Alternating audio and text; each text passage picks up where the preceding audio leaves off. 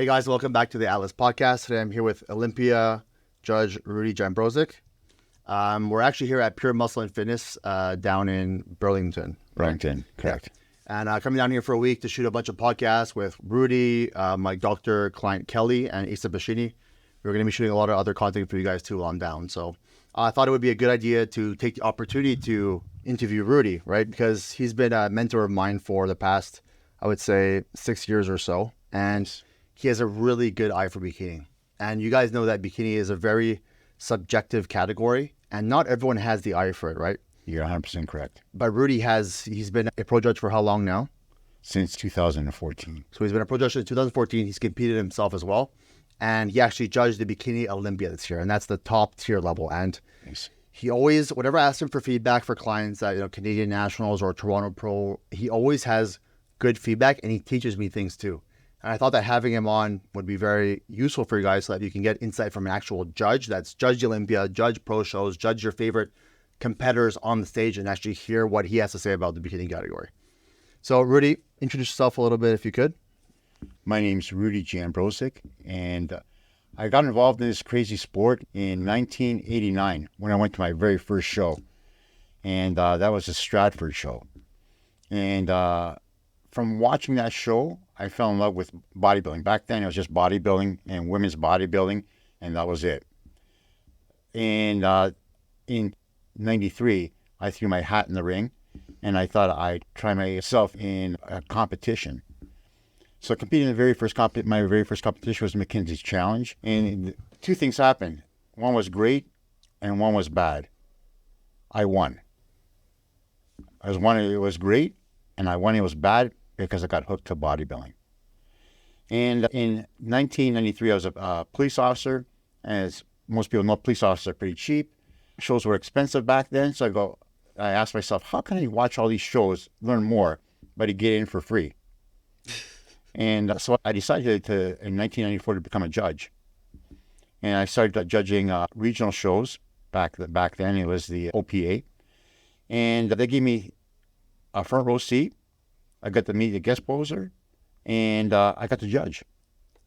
And when I won my show, I didn't know why I won. I could have picked at least 2-3 guys that were better than me, I thought, at the show, but I won. So you felt that you didn't deserve to win your first competition? Yes, I did. That's rare. And I felt there was at least 2 other fellows that were better than myself, but they picked me as the winner. And as I learned more about the sport, I got better and better at what the criteria is. And back then it was just bodybuilding and women's bodybuilding. So that was criteria was the same since Jesus had his sandals and he competed in his first show. Open bodybuilding. Yeah. And so it's been set what the criteria is. And as the sport grew, new categories came on. And in 2010, bikini came on. 2010? Yeah, 2010, bikini came on board. And that was something new for all of us. They said, you're going to be judging these girls. And a lot back then was about looks, their hair, their makeup, their suits. They had to be conditioned, had to be not really even athletic conditioned, but they couldn't be that hard bodybuilding, died down hard look. And their physique showed it in 2010. It was a total different look from what it's today. The bodies were a lot softer, and the glutes were big and full. I mean, I say big, round, and full. You're saying back then, right? Back and there was no tie-ins. No No separation at all. No upper, lower glutes, no up, top, outer glutes, nothing like that. You just had to make sure that when you turned around and you walked back to the stage, your glutes didn't jiggle, but they had to be, they're full. And if we look at Natalia Mello, she's a good example of that. She's the first bikini Olympian? No, she was the third. Okay. She was the third. It had developed by then by a bit. So in 2012, she won the Olympia. Okay. And back then she was one of my favorite. I thought, no one's going to beat this girl. This girl's going to be it for a bikini. She had big, round. And then came in Ashley Cutwasser. Yeah, Ashley Cutwasser. And I go, oh my God. It's having a new favorite hockey player in hockey. It was my new favorite bikini girl to follow. She had, I thought, back then, the perfect glutes. No one could beat that physique ever. I thought this, as long as she competes with that look, it'll be forever. Natalia. Oh, no, and Ashley. when Ashley came in. Okay, yes. Well, I mean, you're right.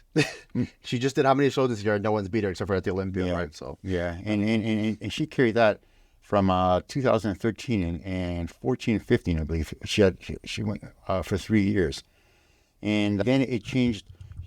I believe the problem at that time was she was getting a little too hard. She was getting a little ahead of the sport, like a little bit too conditioned by 2000, and I believe it was 15. And then Courtney King came in. So I wasn't actually around during that time. I was in the sport. I was watching open bodybuilding. I went to Olympia in 2014, but I started really focusing on bikini in 2017, 2018.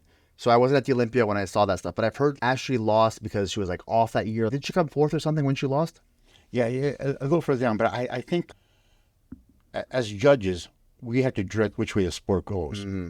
And so if we're judging it for the harder look, it's going to take a path which we don't want it to take. And exactly. And as we know, every year, the Olympia sets the tone for the year, right? For the bikini category. Okay, well, this year, Deciphering won. This is what they want. They don't want striation in the shoulder. They want the full glutes. And even that's the posing, too. Sometimes girls, for example, Bikini, right? She was doing the lat spread when she won it. And then every girl that year was doing the lat spread. And it's just the Olympia sets the tone every year. So basically, you're saying they put Courtney King as the winner because they wanted to keep the bikini category in a shell of where it was and not go further where Ashley was headed towards, right? It's like taming a wild horse. You don't want or a grass fire. You don't want to let that grass fire go where you can't control it.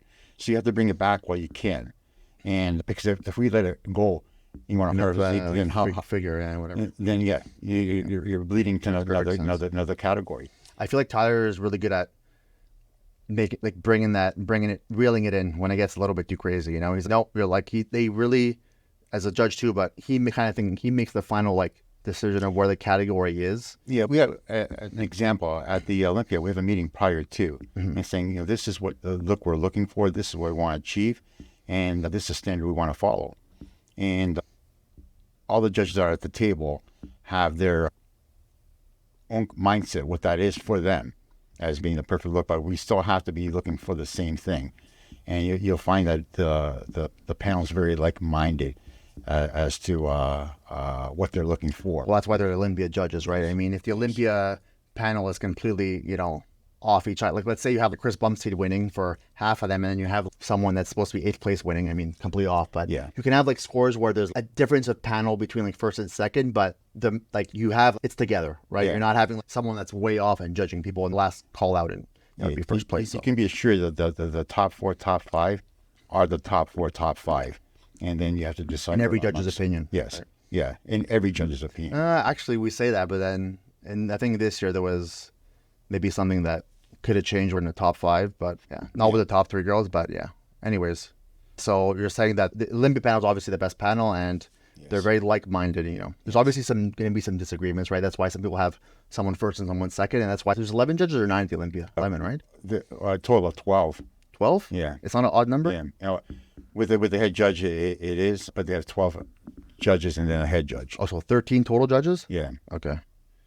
That's a good, so I meant you're going to, even if someone's biased, right, you're going to have, their score's not going to matter. So a lot of you guys don't really understand how the scoring works. Would you like to just go into explaining how the scoring works a little bit? Well, at a pro show, let's say we have 7 judges. We have a head judge and 6 other judges. 7 total judges. 7. Yeah. And everyone marks their placing, first, second, third, fourth, to how many athletes there are, up to 16. If there's more than 16 athletes, everyone else after 16 is 16. For the individual score, the high and low scores are knocked out, and the other 5 are added, and that's your total score. So, yeah, exactly. So you have 7 judges. So the worst score is knocked out, the best score is knocked out, and then you have the 5 middle to break the average score, right? Yes. So sometimes you see the score would be 3. So how does that work? So that's if there's 5 judges and then you take, Exactly. And at the Olympia, there's 13 judges, and the best score is 5, right? Which is first times 5 in the middle, the average. So then you would take 13 minus 8. So if there's 13 judges at Olympia, so you would take the 4 best and the 4 worst scores off, and then have the average of the 5 in the middle. Or they could do a 7 in the middle, because they have more outliers. Yeah, but we've never seen the 7 in the middle, because the best score is 5, right, at the Olympia? Yeah. 5 is per score. So it'd be if you have 13 judges, it would be remove 8, so 4, did the 5 in the middle. But that's why we could say, oh, this person won with a perfect score, right? But if you're removing the 4 best scores and the 4 least scores. It's just the perfect score of the 5 average judges in the middle of 13. Yeah. So there could have literally been 4 judges that had someone in second or third, right, or even fifth, whatever, and it could still look like they have a perfect score because their scores got removed. It got removed. Yeah. Yeah. So when someone shows a perfect score, unless you hear from the head judge herself or himself that the person unanimously won, then it doesn't necessarily mean that they had a perfect score. Right? And what truly does a perfect score mean? Well, it would mean that every judge had you as the obvious winner, right? Yeah, but you know, you can get a perfect score at a regional show. It's a weak show. Yeah. You know, so they can say, you know, people Talk about the Olympia, though. Yeah. He was at the Olympia. A perfect score at the Olympia is pretty Yeah, good. yeah. If let's say Sandy or Todd comes to you like you won the Olympia unanimously, well, that's a good. You're the best in the world without a doubt. That's a strong win. Yeah, but without like at a regional show, it's maybe there was like 4 people in your class and you're the best out of the not a great category. Exactly. So, all right, cool. So what is the girls want to know? So what is your favorite category to judge? Would it be open bodybuilding, would you say? you know what? It used to be. I still love open bodybuilding, but to judge, it probably has to be bikini. And the reason being, and people are, he's just saying that because he's with James today. Reason being, bikini is the only category where you have to hit a certain point and stop there. In conditioning, in training, in dieting, you have to stop there. And you have to know where that line is. If you're before that line, you're not in condition, not in shape. If you're past that line, you're too conditioned and in shape. And so you have to know exactly where that line is. And that's why it's imperative for trainers to know where that line is. And it's imperative for our judges to know where that line is. There are a lot of judges who say, well, yeah, that girl's ready. She's too hard. Tie-ins are too sharp. And she's 3 weeks out still. You know, unless she's going to soften up, you know, she's not going to fare well. And that's from our judges. So they need to learn also, where's that line? You know, where's that line, that perfect line? And that's a challenge. As a judge, that's a very challenging category to judge. It probably is the hardest category to judge, I would say. And it's the hardest category to learn as a coach, too, because if you have your grandma, right, look at 3 of the best bodybuilders in the world, or let's say you have your grandma look at a Hattie Chupan, right, and then 2 regional show competitors. She can choose. The Hattie Chupan is obviously the biggest, the roundest, right, the densest, the hardest, and he's obviously the winner. But if you have a bikini Olympian there, and you have 2 decent girls that won regional shows, and you tell your grandma, who's the best one here? She might not choose the Olympia, you know, athlete, because maybe the regional girl was prettier and has like a softer look and a more, you know, appealing look to your grandmother. But bodybuilding is, okay, it's pretty black and white until you get to like really the top level. You're going to have some arguments between, let's say, I remember you talking about Canadian nationals with the bodybuilding. There was like one guy who was very big, right? And then you had him winning, and then Tyler had the other guy who was smaller but more symmetrical and harder, right? So it's exactly, and that's rare. It's pretty rare though. But bikini is like, that happens every show, where it's very rare that someone comes out on the stage, especially a very competitive show, and you're like, this girl's the obvious winner, because people are, it's subjective sometimes, right? And we were just speaking before the podcast that, like, we were mentioning how you've noticed so many trainers like come up and they try to coach bikini athletes as a bodybuilder, right? And it just never works, because you need so much consistency and time and hours and having hundreds of girls on the stage to learn the category. And you had a bodybuilder argue with you at a show telling you that you were wrong for placing his bikini athlete lower when you've been judging bikini since 2010, and he's a bodybuilder with a first-time bikini athlete, right? So he doesn't understand the category as much. It's very difficult for the even the person in the audience. You know, when you see a bodybuilder, you look for size and symmetry, and your eyes always look for symmetry. That, you know, left meets right, and the fullness, and top meets bottom. People always ask me, how do you judge that? 49 girls this year in the Olympia, 49. And they go, how do you pick number 1? How do you even pick top 10? How do you pick top 10?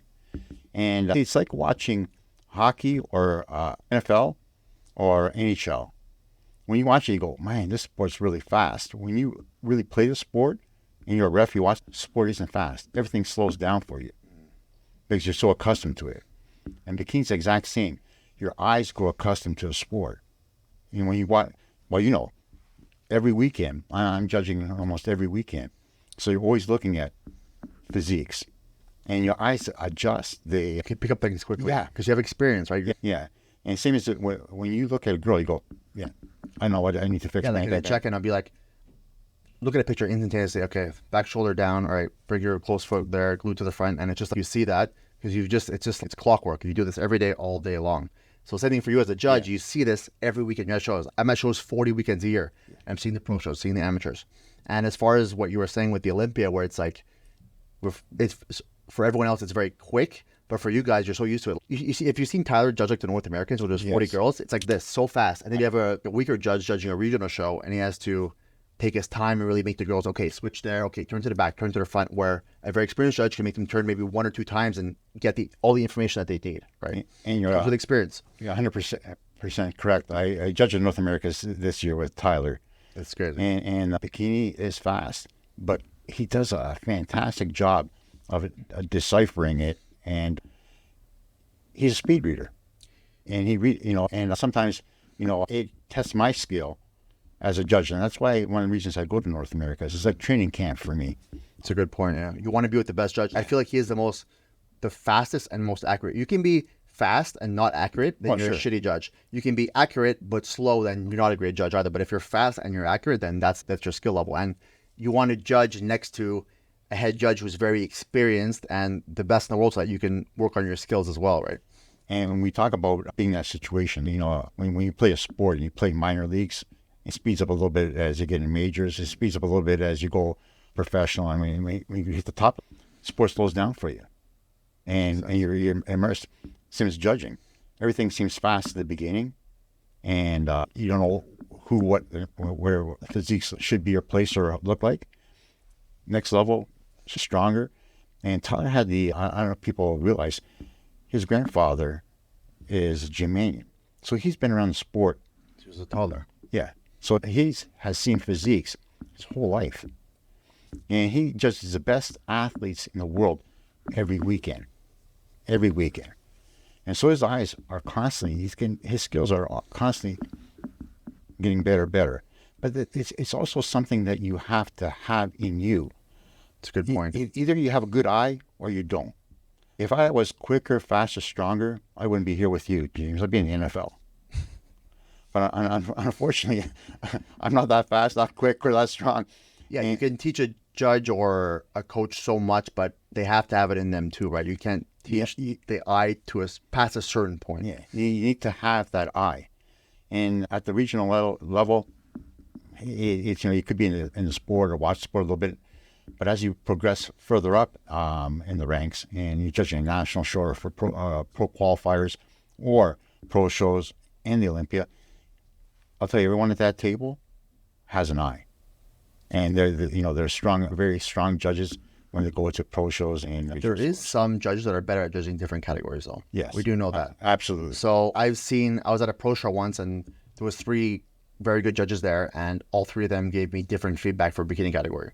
And I was laughing because I was just like, I knew what the actual feedback was, because I might even have more experience seeing bikini athletes than them, because I'm going to bikini shows specifically, and sometimes they don't judge pro bikini every time. But I was just like, I realized, this person actually they're kind of judging bikini like almost like they're looking at bodybuilding, right? It was more like the feedback like they need to be fuller, harder, rounder. Like the feedback was more like you're judging a bodybuilder versus a bikini athlete. And then someone else said the opposite, like, they need to be softer and, not as full. And then someone else said, come exactly perfectly like this. So I was like, okay, like, that's why bikini is so complicated, right? Yeah. And I don't know how Tyler does it, but to teach all of these judges in China, in Indonesia, in Europe, like, how do you keep everyone consistently on that line, that fine line to judge bikini category? It's unbelievable, because it's so subjective already, and you're trying to teach hundreds of judges overseas all the time how to follow that category. It's very difficult.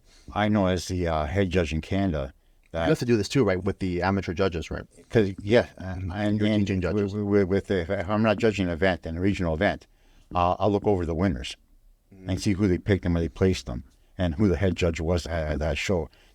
Because you can't have judges. People might have misconception that as the head judge, I run the show and everybody just follows me. No, they judge, and if it's a weak judging panel, they might need a little bit more direction. But they judge, so I'm responsible. If what the scores come out at the end of the day, Tyler's responsible, for the finish. Yeah, because it looks bad on you if the wrong athlete wins, right? So if you have a weaker judging panel, you'll so let me give you a scenario. Let's say like you have this one girl winning, it's obvious to you, and then you have a very weak judging panel. Let's say they're all beginners, and they go against you and they vote for someone else. How would you handle that? Is the weaker girl just going to win, or what do you do? And years before, they used to, I go, well, they that's what they selected. And now I said it's not fair to the athlete. I'll bring the... Saying before the head judge used to make the final call, and now they don't do that? No. Before, as the head judge, I let it go. I would say that this is what they selected, and that's their selection. Now I found that it's not fair to the athlete. And so I bring them back out. I place them, I place the top 4, usually 6, so they don't know who should be in first. I get in line, and I ask them, what do you see? And especially the judges, usually judges on either side are the strongest. What do you see? I get them to explain to me why they selected who they selected. Then I might suggest that those tines are a little too sharp, aren't they, on that side? I can see that now. The glutes are a little too round. They're not elongated. They're not really the right shape. I see that now. So I point out what I'm looking at. So it's almost like teaching the same way. And so I don't say, you're wrong, and that's it. And I say, I'm going to point out what I'm looking at, trying to educate them, and then make their choice then. Okay. Now you select what you want. Yeah, you spoke to me a little bit about this before a couple of years ago, but this will happen more at a lower level. At a pro level, it's that's just the way it is. It's not, you're not going to have Sandy bring out, hey guys, I don't agree with you. Let's go over this again. That's not how it works. But at a regional show or even maybe a national show, you might think, guys, this is an opportunity for learning, right? Let's bring everyone out and you tell me what you see and why this person should win over the other person. Right, but you're wrong. At a pro show, they'll say, even with the girls back, we'll have the top 4 girls. We'll call them back out again. Mm-hmm. What they're saying is, what do you see? That's not necessarily because they go against the head judge. I'm saying after you get the scores, I'll show you after you get the scores. But even as a head judge, if I go, I say, Sandy, that one we have in 4th, I think she should be moved in. Because she's on the outside, I think she should be moved in. And she'll say, let's have another look. Tell me what you're looking at. Oh, okay. So you're talking about before you get the scores. I was talking about after you get the scorecards. What do you do after that it's done? Yeah, that's done. Yeah. But in the pro league too, you're always discussing with the other judges. Hey, what do you think? It's not like right. You're not just. It's not like you're voting for a politician where you're like, talk, right? Yeah, talking, and someone might miss something, and you go, well, yeah, her shoulders were a little bit too full for my liking. Well, yeah, I didn't really see that. I didn't notice that. Yeah, you're right. The conditioning is a little bit tighter. She's a little bit soft. Well, let's make them walk the back of the stage. Move them back. And that's why you see... Because you can do something, and let's say there's 9 girls in a lineup, right? And you're looking at... It's kind of hard to look at all 9 girls at the same time. So maybe the judge over there is looking over there, and they're like, hey, actually, I think this girl is actually really good. Let's look at her together. And then you'll bring them all in and call them out a couple at a time. And then you're like, oh, yeah, actually, you did see that, and I missed that, right? And you have to look at the position where the judges are sitting. If you're on the outsides, it's a total different angle than sitting closer to the middle. Unless you're super far away from the stage, Olympia. But exactly. Yeah. But that's also why you need to always be angling towards a head judge, right? Because if you're angling towards your grandma in the back or your uncle over there, angling towards the head judge, as in any category, is going to give the best view for the entire lineup, right? Yeah. If you're angling towards the judge on the end can see you, but all the other judges there, the 6, 7, 8, 9 judges there can't see you, right? But so the head judge in the middle, angle towards the middle, the head judge, look at the head judge the whole time, and that's going to give you the best view for all the judges, right? I couldn't get better advice. And that's definitely true. Everything towards the head judge. Because the most important people, not that we're not all important on that judging panel, are the people beside them. They're gonna give their influence and help out. Yeah, and if the head judge can see your physique, then 2 people next to him. So you're saying like the head judge is usually the strongest judge of the group, and then the one on the left and right of him, right, are going to be the second. So exactly. At the Olympia, you have Sandy, then you have Steve, then you have Tyler, or Steve, Tyler, Sandy. Those are the 3 top judges in the world. We know that, and it's always going to be like that at the Olympia, right? And then it goes on and on. That's what you want. And experience. When you want the one opinion of when Sandy's head judging the bikini, when you want the opinion of Tyler. Yeah. Yeah. And Steve, of course. And then the judges next to you will then be able to talk to the judges next to them, and it kind of goes down, and like with the most experience to kind of the least experience judging that show. And you go, well, what do the people at the end do? And this year I was second to the end, right? So The Olympia? At the Olympia. So what I do is I write my scores, and I provide my top 5, 7 to head judge. So I write them down on paper. So when they come out, it's just not when, your judging starts as soon as you step out on stage. Like as soon as you walk out, by the time you finish your presentation, we already have you first, second, third, fourth call out. If we have you in fourth call out, you're not coming back to first magically. Never. You'll never make it a first call out.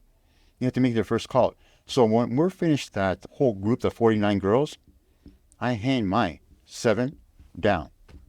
And I say, this is my 7. So the head judge has a feedback from all of us. And then she can make a decision for the final call-outs, right? Yeah, so that's how we all get input.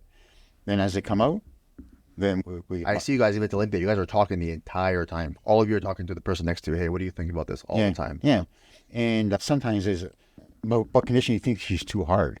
Think she's too soft, too full. And it's usually about the top girls. Or 16th, or even after 10th, you're like, okay. Yeah. But it sucks, but it's the way it is. But but they're still judged fairly. We still take our time and look at each physique. Because does it make a difference if you're in second call or fourth call? Yeah, it does. Absolutely. Doesn't matter if you're 15 or 16. I feel like there'll be more judging mistakes. Let's say there's 6 call-outs, right? Versus the last 4 call-outs versus the first 2. For sure. Yeah. Because you are giving not most of your attention, but I mean, that is the most important thing, right? But you still want to know. Girls still say, third call, I was third called center. Yeah. You don't want to be a last call at the Olympia. You're like, last call on the outside, right?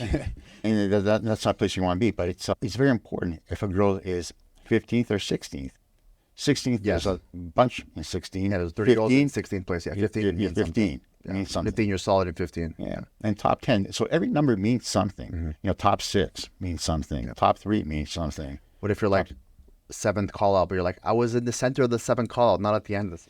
It means something. Means something. Means something to someone. Yeah. To your grandma. And you know what? If I won a pro show and I made it to Olympia and I was the 7 call-outs, I made the center and I beat 4 other girls, I wasn't last.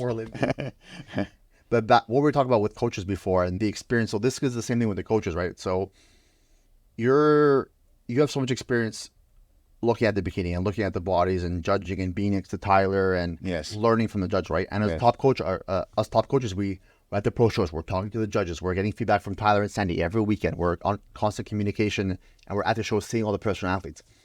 Someone that has that experience is going to have a lot better of a trained eye than someone who's coming up and starting in the bikini category and doesn't have that experience. It's like a beginner judge at a regional show versus an Olympia judge. Same thing as a regional show coach versus an Olympian coach, right? You had that experience and you're looking at different things, right? Yeah, I use the analogy of cars. You can have a Ferrari come in style, give it polish, finish, wow factor. It could come in a Chevette. Both they get you the same place, but that Chevette won't get you first place, right? I don't know what you're talking about. Let's try different analogies. Yeah, let's try different. That was like you lost me there. I don't know what's going on. The more, like you say, the more you watch the sport, the better you are at the sport. You can get a coach that costs you $50 a week or $50 a month, and he'll coach you, to get in a bikini show, but you'll finish dead last. That's like my Chevette. And it's not necessarily, Or you can get a coach that's very experienced in the sport, which is very knowledgeable in the sport, which has made a lot of champions. That's your Ferrari. So you can go with a Ferrari or a Chevette. You'll both get to the show. But who's finishing first? Yeah. And sometimes athletes don't necessarily finish where they deserve based on their genetics and work ethic. So let's say you have someone who has great genetics, amazing work ethic, but they hire a local trainer to coach them for a show. And you have someone with a little bit worse genetics, maybe a little bit lesser of a work ethic than the other person, but they hire a very high-level coach. And that person understands the category. They teach them posing. They can fix their suit. They can do everything. That person with a better coach has a very good chance of being the person with the better genetics just based off who's guiding them into the show as well, right? Absolutely. And as far as what you said is you need to have the eye, right? We've seen coaches that have been coaching for 10 years, 12, 15 years, and not even just in bikini, in any category. And they never really make any pros, or maybe one, and then they don't really progress, right? And then you see some coaches go, let's say Cameron Cheek, right, for bodybuilding. They go like this, they start and they go up because they had the eye, right? And that gives them advantage. And some coaches just don't have the eye, and they've been coaching for 10, 15 years, and they just never really get anywhere because they don't have necessarily a skill. Even though they have the hours put in the time with athletes, they don't develop that skill. And you need to have the eye. It's kind of being an entrepreneur, right? Like, you have it or you don't a lot of the time. It's very hard. You can get someone to set someone else and help them, but to go to the next level, it has to be inside you, right? You have to have that skill. And to coach a bodybuilder, you have to make them big. You know, for big and hard, yeah. You know, the regional show, make them big, make them hard, conditioned, teach them how to pose somewhat, and set them off. With a bikini, it's not that. What's lacking? Well, she looks good. Oh, she looked good when she came to you. Yeah. What did you change? Yeah, I always say that the term bodybuilder boyfriend, where it's like the boyfriend wants to coach a bikini athlete, but they don't understand the category. There's so many nuances to a bikini, as we were speaking about before. It's not just harder, bigger, and, you know, striated glutes, and there's so much that goes into the category. And that's why the Bikini Olympia, right? Have your grandma try to judge the 50 girls or the top 10. Forget it. She had no idea what, because there's so many nuances. But the top 10 bodybuilders, maybe she'll have a much easier chance because it's a lot more black and white. Even some of the coaches, our regional coaches, let's say regional coaches, get them to Olympia. And you're right. Take away even your grandma, someone who actually has experience. Yeah. Take away the names, just put the physiques up there, and you pick the top 10. Yeah, like bodybuilders, right? Yeah. Yeah, you're right. Like, even the Olympian bodybuilders trying to like judge bikini, they all look the same to them, right? A lot of them. Yeah. Right? You know, you put two of us together, and I'm talking about, let's say, a 10th place girl and a 30th place girl. You're right. Yeah. And say which one's better, and see what the difference you'll Probably get. would be honestly 50-50 with a lot of bodybuilders because they don't know. Yeah. And that's just from now watching the sport. Yeah, you have to really watch the sport, and the sport changes. Like I said, in 2012, it was Natalia Mello, great athlete. Compare her now to the Olympia winner. Now it's Day and night. She might have not even won like a regional show overall. Like, it's crazy. You look at like the Olympia winners back in the day, or top 3 girls, they wouldn't even turn pro or even win overall in the regional show now. That's how much the category changed. I feel like the category hasn't changed that much since like 2019. I feel like they've been there. They locked in a look, and it's pretty similar now. Yeah, even went a little bit soft, then went a little bit harder. You know, we're missing a little bit upper glutes, and got them, and now it's pretty consistent. You kind of know what to expect. And now it's not. You know, we know it as not etched in. We does, but if you're a bodybuilder, you might be like, well, no, we need the hardest heights. And this actually brings me back to when I started coaching bikini in 2017.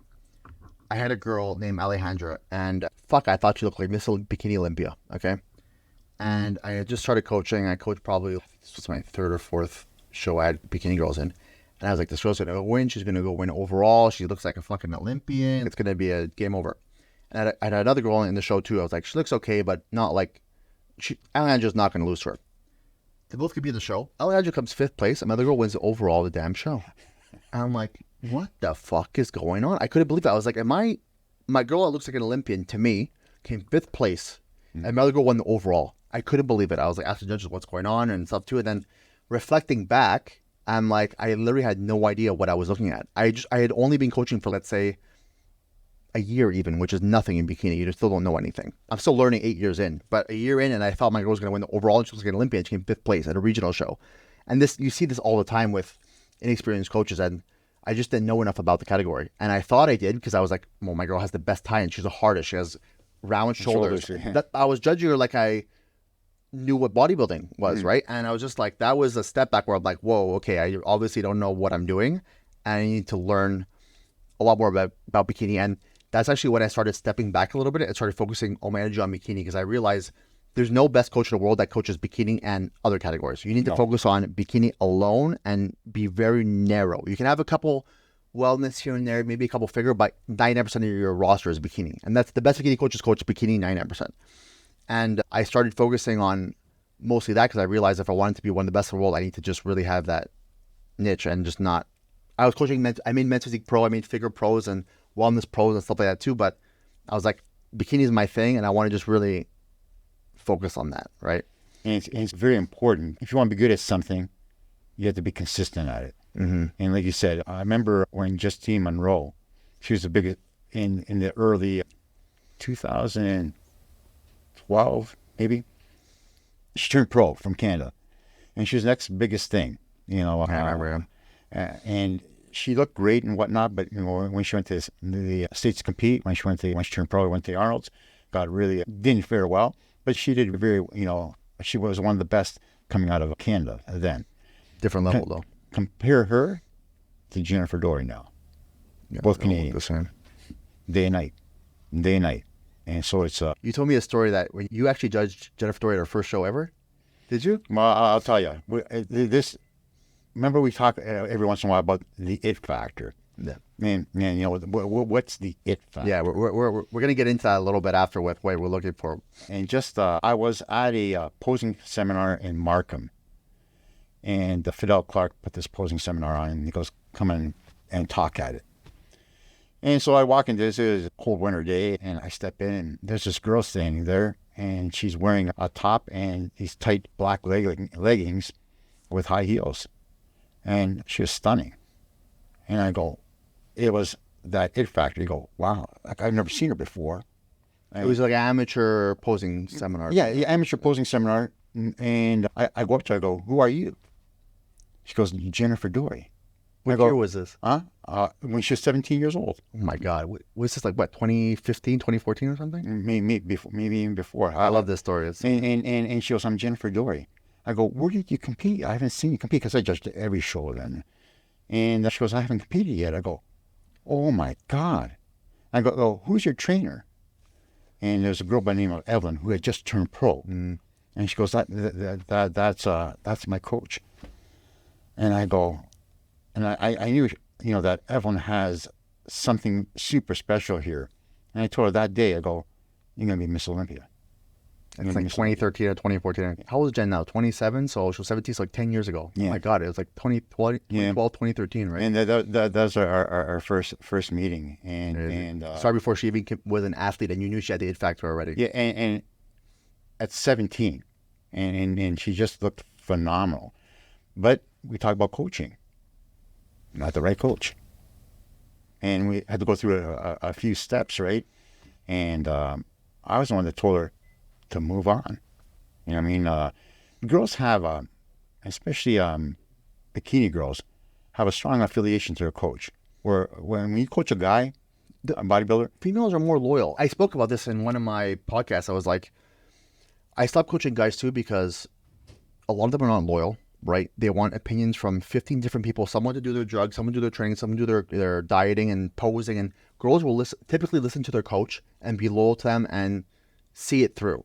Guys, if you lose one show with them, they leave you, right? And and that's why I stopped coaching guys. I was like, I had 10 loyal guys, but I was like, it's so much more of a headache. Yeah. But yeah, women sometimes they get attached and they stay too long and they waste so much time. Exactly. And I had a girl, I might have mentioned this on other podcasts, she was with one of these coaches for 5 years, okay?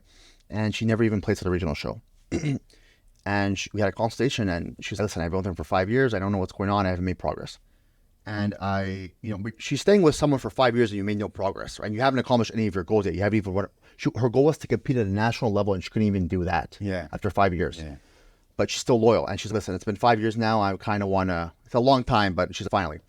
And I checked her training and she's training with 2-pound dumbbells on every exercise for 5.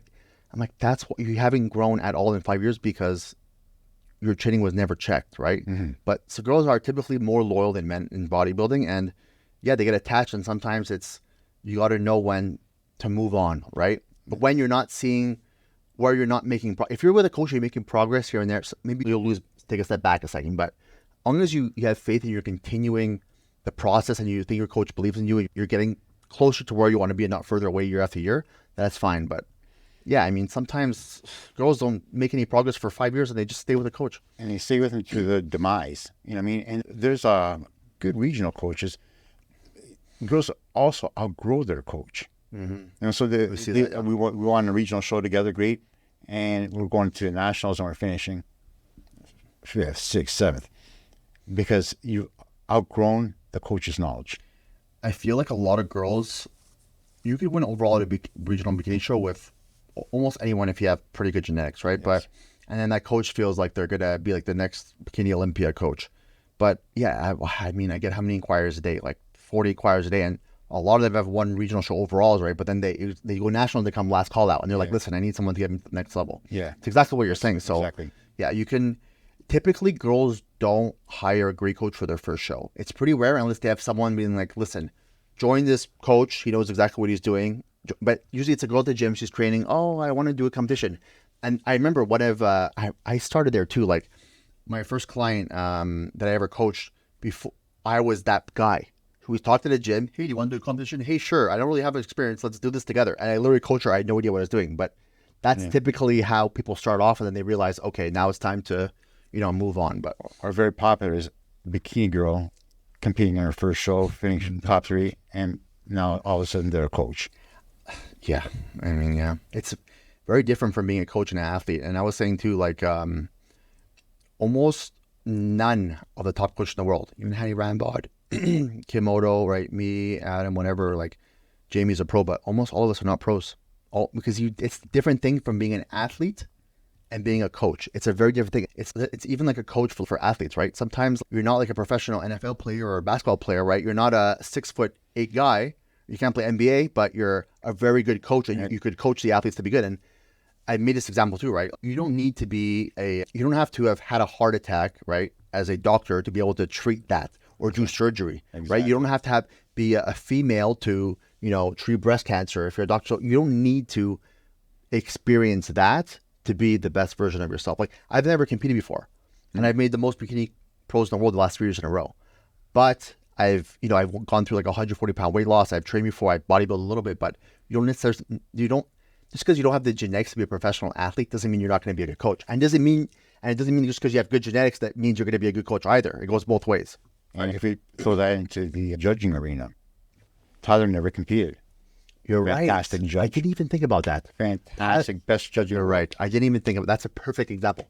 The best judge in the world never even did a competition himself. Crazy. Never bodybuilded. Yeah. And why didn't I ever think of that? he has a great eye. Yeah. You're right. I didn't even think about that. And wrestling was his forte in college. So you're right. That's a perfect example. Well, the best judge in the world has never even done a competition before themselves. Yeah, so what does that say? He's judging the physiques.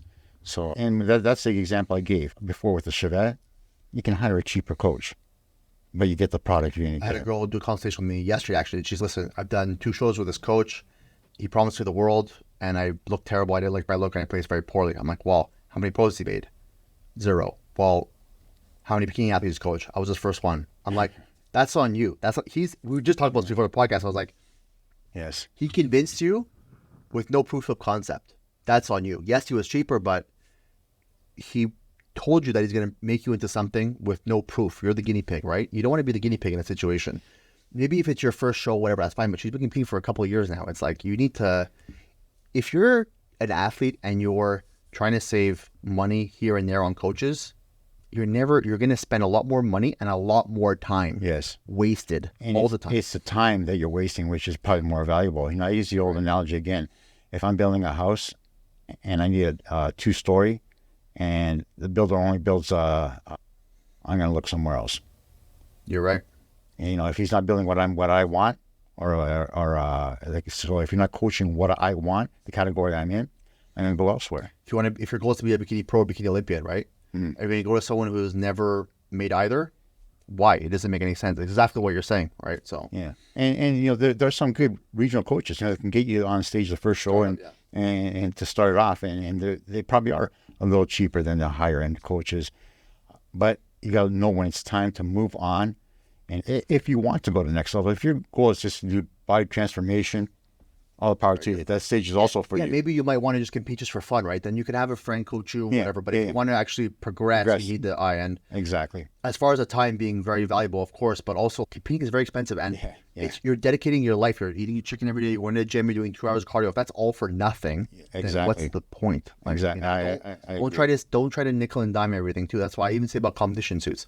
Girls try to save money on the competition suit and get a shitty sponsor in East Asia, and it's garbage. And you did all that cardio, all that training, and then you go on the stage and you don't have the it factor because your suit sucks. You know what I'm saying? And presentation, especially, everything increases exponentially when you go up levels. At a regional show, you can get away with a so-so suit. If you have the best physique, right? Yeah. You can get away with your walking's not so great.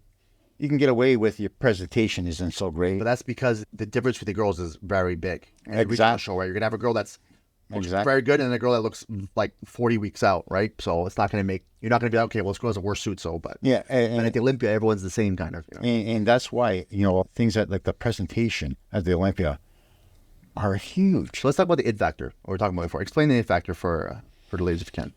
It factor is when you see a girl and you just say, "Wow," and can you describe it? No. Is it a hair color, skin color, a body shape, or not? No. It's very simple. It's not even for the stage. In real life, right? If you see a beautiful girl walk into a room, or even a very good-looking man walk into a room, he has a suit, he has a tie, he's very tall, handsome, or a girl that's beautiful and carries herself well. They have an aura around them, right? That's you can't. What is it? I don't know. You can't explain, but it attracts your attentions, your feelings, everything, and you're like, wow, something's like And it's a charisma and confidence, confidence, posture, everything. And when you see it, you know it. Some people have it, and some people just don't. They just don't. And I can tell you, I have experience with a regional girl that had it, then lost it, and I judge her. How do you lose it? I don't know. It was, and she was with you. Maya. Oh yeah. She did her first regional show. She had that it factor. I remember. Wow. This girl came with a suit that was a little bit different, European style and whatnot. And I go, wow, this girl's going to go far. Next show, never again. Never hit that it factor again. So, Yeah, I know what you mean. Yeah. But it's also a different level too. When you're at a national level too. yeah, well, Yeah. I'd say, the top 10, 15 girls at the Olympia. They all have it factor. It factor. You have to. Yeah. And, I got to come out. Like when this year when I saw Maureen come out, she looked great. Just her confident. tan though. Damn it! I think her tan really screwed her. Yeah. Yeah. Maureen's like the epitome of the it factor. Yeah. That look at that and like the posing, the confidence, how she moves her hips, like her hair, everything is just like she knows that she has it too. You got to know if you don't think you have the it factor, you don't have. You need to know you have it. Yeah. You know you have it. And if you have the it factor, You don't got to tell anyone. you didn't tell anyone. Yeah. Everyone knows too. And you come up with that confidence and not arrogance, but everyone can feel it and go, wow. Like But Bumpsy has the it factor. He walks out. He doesn't have to do anything. He could stand there in a relaxed pose, and you're like, holy crap! You just know. He just has it. Just his facial expressions, right? His mannerisms. I think his is more of a kind, big heart feeling. It's like a big hug coming out. You know what I mean? Yeah, even the way he smiles and yeah. But with the Jennifer. you knew when she was 7. You told 17. me this. I swear, you told me this 6 years ago. The same before she even won the Olympia. Yeah. Before she even became like top 2, top 5 at the Olympia. You told me this when we were still like before she was even won the Olympia. That you like. So you knew. I love that story. It's great. I mean, and we always talk about it, and she just had that look at 17. What was it? It was that it factor. And can you develop it? No. I think you get better at posing and better at confidence, and you could fake stage fright. Like you have to be like an actress on a stage, right? You can fake it a little bit, but having that wow factor is it's something some girls just have it and some girls just don't have it, and not even for real life, We look at sports. If we look at basketball, Michael Jordan, Kobe Bryant. You know what I mean? And Michael Jordan. Beyond Brian Ansley, I don't think he played basketball. I know. But we look at those athletes and you go, wow. And it's just how they carry themselves and their persona, and they're just great athletes, right? LeBron James, another, great one that just has the it factor. And so we have it in sports too. I think you can have the it factor in different. You can have it for your overall look, or you can have it as a businessman, right? You could be like a great entrepreneur and you just have the it factor. Right? Let's say, let's say a Warren Buffett, right?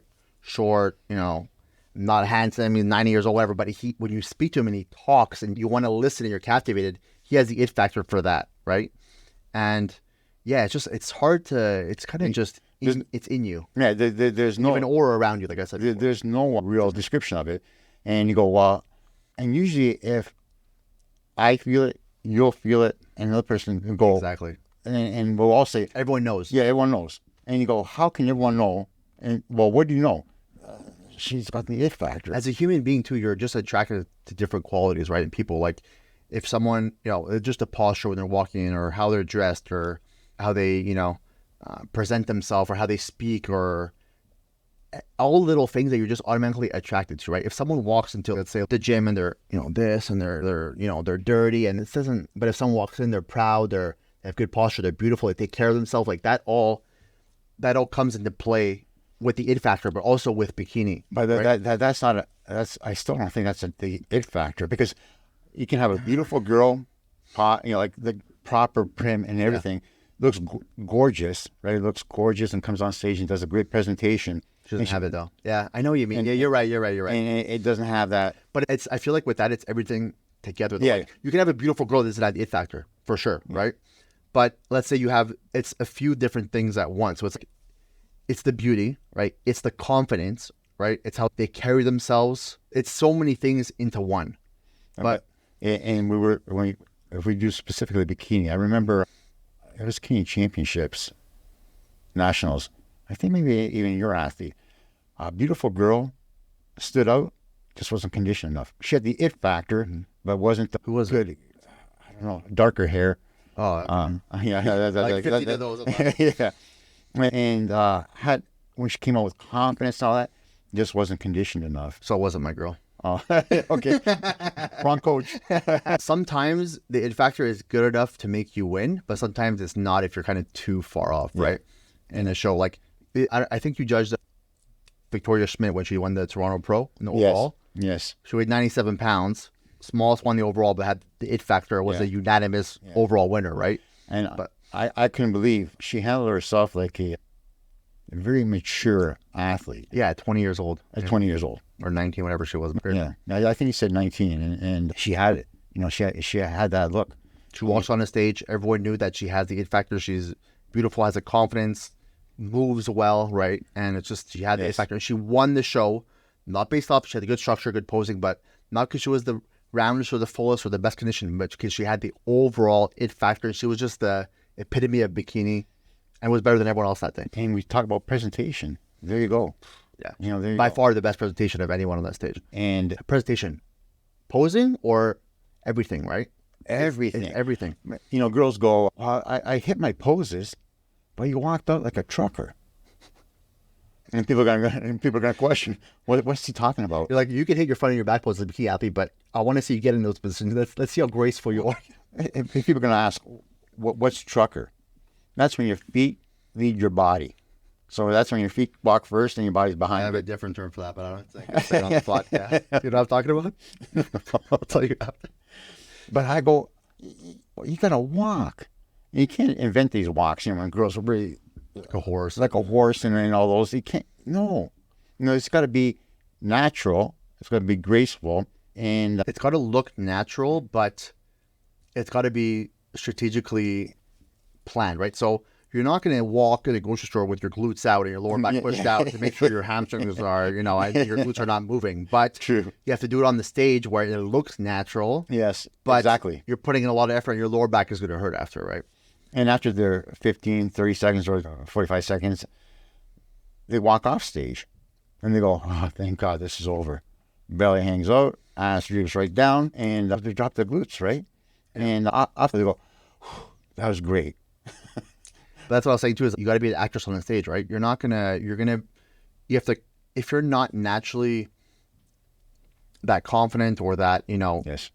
The stage it's a stage, whether you're being in you're doing a movie or a play or being a singer or whatever. Like Taylor Swift is not singing around her house like that all the time, right? You're putting on a show. Yeah. When you're an athlete, you got to put on a show too, and you got to really try to have as much of the it factor as you can towards the judges and be confident and stand on the line and angle properly and smile. It's not normal things you're going to do in your life, right? So you got to practice these things and be an actress on a stage. It's not necessarily who you are in real life, but that's what you got to present to the judges. And you made a great point right now when you said you come there and you got to engage. I can't tell you how terrible it looks when you get the 2-mile stare. They're looking into nowhere. Over your head? Yeah. Maybe they're looking at your little fuzz on your head, little kiwi. No, it's going way past. They're wondering what's going on. Way over? Way past. And I go, what was that? What are you looking at? Engage with the judges. At least look at the head judge And you might want to look at the other. It's like doing an interview and you're talking to someone, you're talking to your person who's potentially going to hire you, and you're looking over there and you're talking. Yeah. There's no engagement. Yeah. And that's the exact same thing on stage. You're on stage, there's a whole bunch of people there, but we get that engagement, right? When you make eye contact with someone. Your grandma's not judging you. She's not playing the score as the head judges. And your boyfriend's not judging you. Maybe he is a late after show, but not while you're on one stage. in his eyes anyways. Yeah. But also another good point is if you're, whoever you're looking at, you're going to be able to pose for them better. And I even see some girls at Olympia, right? It's such a big stage and you get stressed and there's 1,000 people watching you and you're looking over there. If you're trying to angle towards that judge and you're not looking at that judge, you're not going to be angled towards that judge. Look at that judge and pose for them, and you're going to have a lot better chance of actually positioning your body properly to the person you're looking at than looking over there and trying to angle towards there. Right? Exactly. And I see some girls at Olympia, they're looking over there and they're posing over there, and it's look at Sandy and pose for her. Not my clients, because I prepared them before, but it's such an important thing to always look at the head judge. You can glance a little bit over and smile, but the head judge is the most important one. Look at them and angle towards them, and you're going to be able to. And when there's 8 girls, like that's a wide stage, you know. So you hit, isn't it like 10 sometimes in some of these call-outs? at the ends. But if you're at 8, and if you're 9, 10, and you're looking straight forward, like you're position straight forward, you're done. All we're seeing is the side of you. And if we see a side of you, it's not good. It happens with bodybuilders too. They're just doing a front double, posing towards there, and the head judge over there. It's like, great. Can't see nothing. Can't see no X-frame. Can't see no muscularity. Can't see no symmetry. So all that training, cardio, and everything you did is completely useless and in the garbage because they're doing the comparisons, checking which call out you're going to be in. If the judge can't see you, they can't judge you, right? Exactly. And I always tell my girls to stand on the line. Don't let any. Maureen's the best bullier on the stage ever. She's this tall, right? She's a little elf, and she always stands ahead of everyone.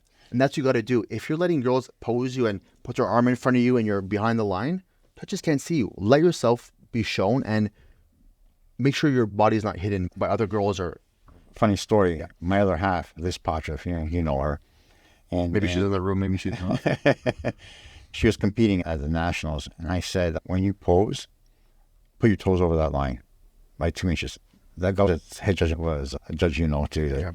Did the CBBF before. So just so she's standing on the line, right? But she's toes are over the line by 2 inches, and that made a huge difference. And she looked bigger, than the other girls. And it's an optical illusion. Yeah, that's all that stage is. It's an optical illusion. You can look 10 pounds bigger as a bodybuilder if you stand literally an inch ahead of. That's why do you think at the Olympia all of them keep trying to fight? Steve Weinberg has 45 times, so because they know the closer person is going to look bigger. It's just part of it. And seriously, when you open up your shoulders, keep your waist up perpendicular and open up your shoulders, you got the V, right? You got the V and a better X factor. And it's just a small tilt, and girls don't realize that. You know what I mean? If they shrug the shoulder down, if your shoulders aren't parallel, it's no good. It takes away from that factor. Posture too. Yeah.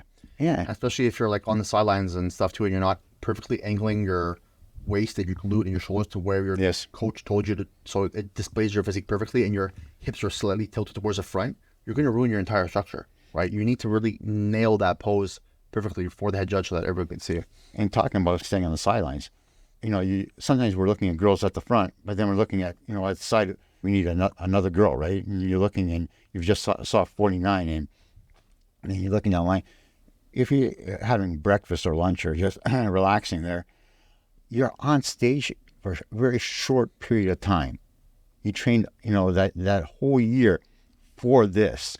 This is a perfect example. I actually have a picture to show exactly what you're talking about. So if you've seen me in the audience before, you heard me. If my girl's on the sideline, I'm always stand tall, get in your pose, keep your stomach in. I'm guiding them on the stage just as if they're in their first call out. But there's a girl named Valerie Accord from Ukraine, and she had the it factor, unbelievable it factor. This girl, like ridiculous. She was at New York Pro Pittsburgh, one of them. And I took a picture to show it to her, and she was on the sideline, and she was her with 4 or 5 other girls, and she had such a ridiculous pose and poise and on the sidelines, and all the other girls were off, stomach out, shoulder down. They're like, okay, my job's done.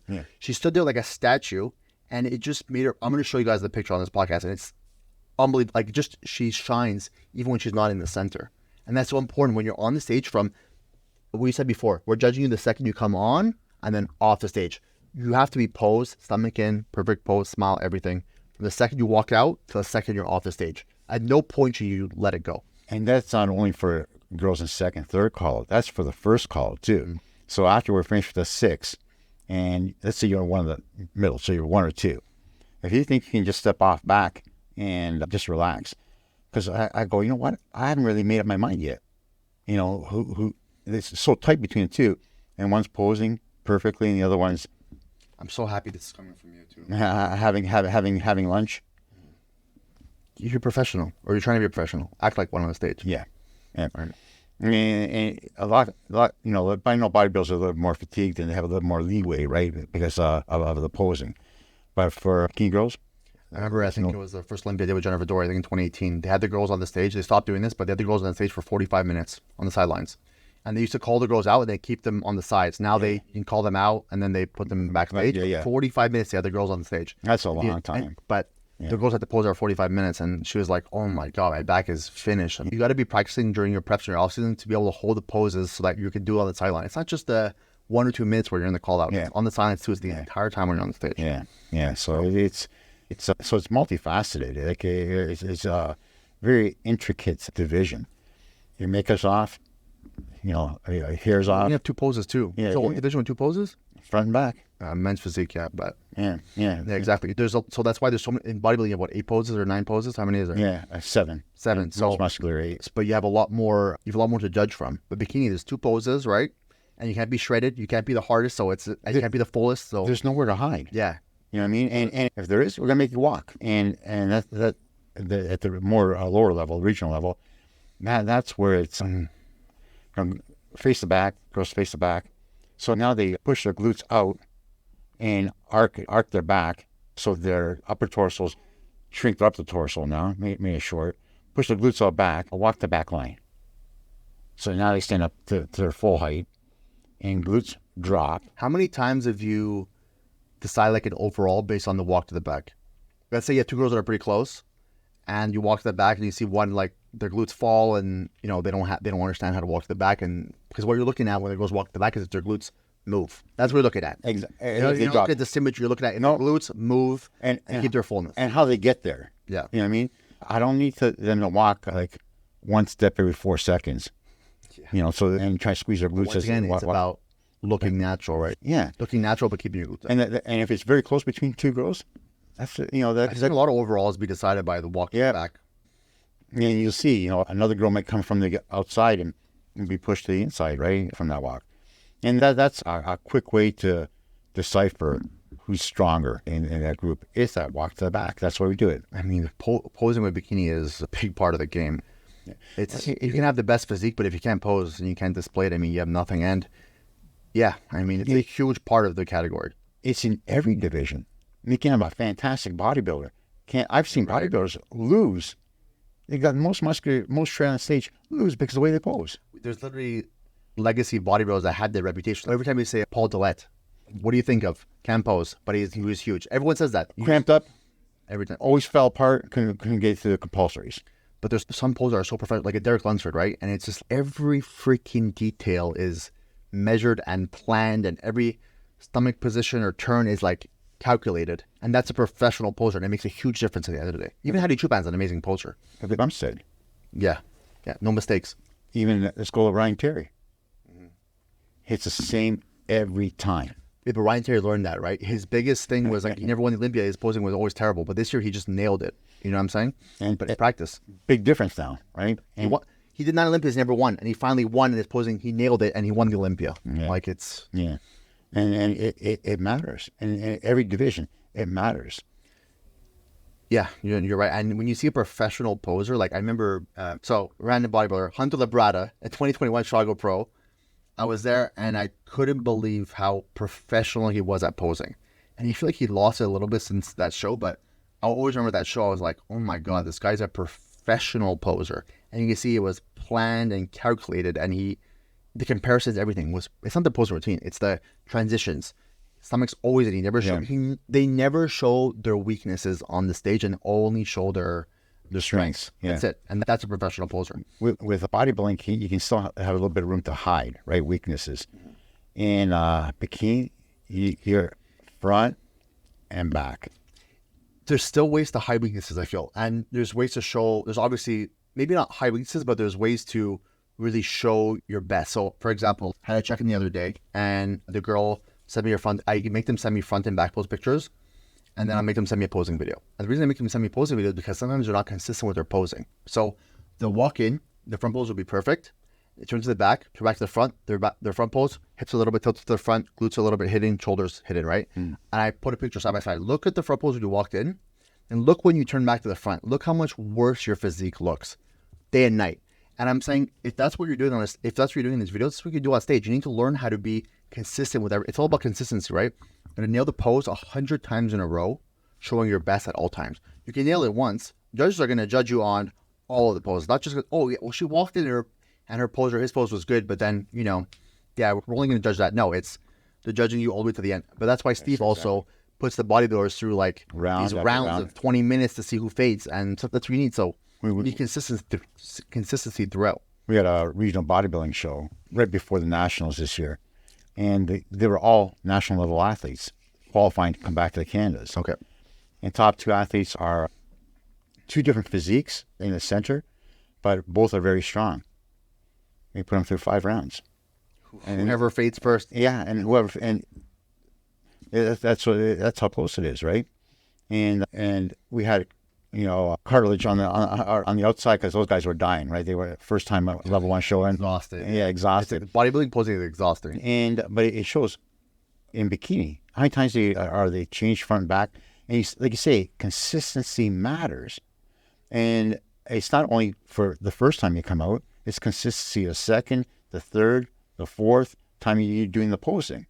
And you're going to nail it your best every time. Yeah, we switch positions, same every time. But on the same note, when a girl does something wrong or does something weird that I don't like, she'll do it. Remember that. She'll do every single pose, every single time, because someone's taught her that.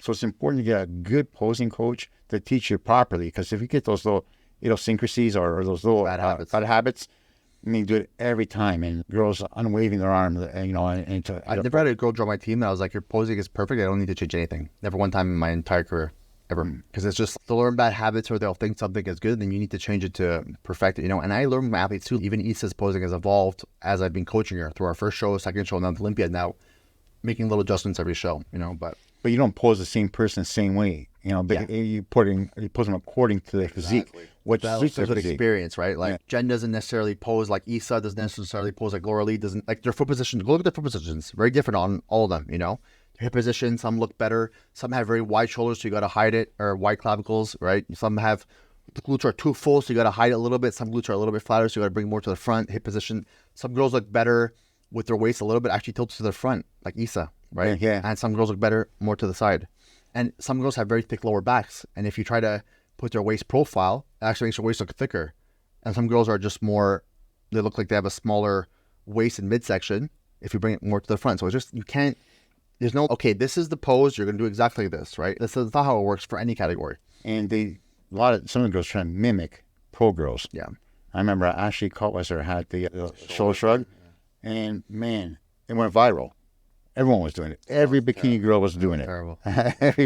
It's hers, not yours. You know what I mean? And what's funny? I'm sure you noticed too, but Franciella that won the Olympia. Yes. When she does that look to the back, when she walks to the backstage and looks over her shoulder. How many wellness girls are doing that now? Everyone. Oh my God. Even at the Olympia. It's like the Olympia winner does this signature pose.